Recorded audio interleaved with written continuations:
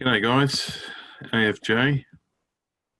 I got a little testimony today that happened. I had this lady ring me up to give me a better deal on my electricity, and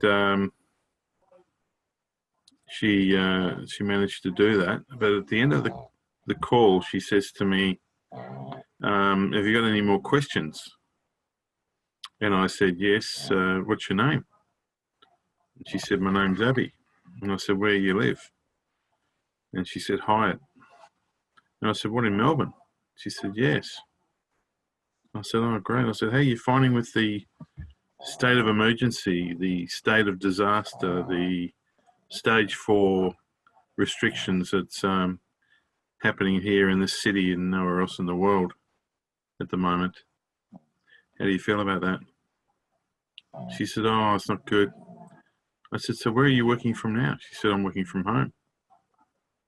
And I said, "Well, as Christians, we believe that myself and my wife, who are Christians, believe that the sin of mankind has caused the world to deteriorate and become a wicked place.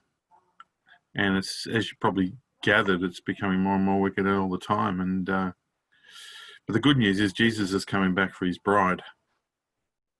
I said, "Has anyone ever told you that before?" She said, "Oh yeah, my dad's a Christian." And I said, "What about yourself?" And she said, "Well, I was brought up in a primary school learning about God, but I haven't really thought about it anymore." And I said, "Well, would you like to think about it right now?" I said, "Before I leave you on the call, you can make a recommitment to commit yourself to Christ, because it says in Romans, in the book of Romans, if you confess with your mouth that Jesus is Lord and believe in your heart God raised him from the dead, you will be saved. Would you like to do that now?" And she said, "Yes." So the good news is I've got out the booklet. We can't see that there. Anyway, The Way of Life. There we are, The Way of Life. And skipped right through the presentation and got through to the prayer. And she said the whole thing out loud after me, which was exciting. So I just ask you to pray for Abby. I told her about an Alpha course that's happening in a church not far from her, that they're doing on Zoom.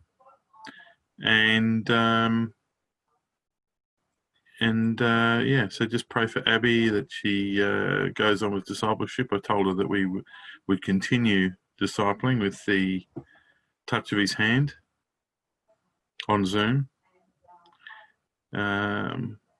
But I just want to tell you this little testimony because, what's impossible for man is possible with God.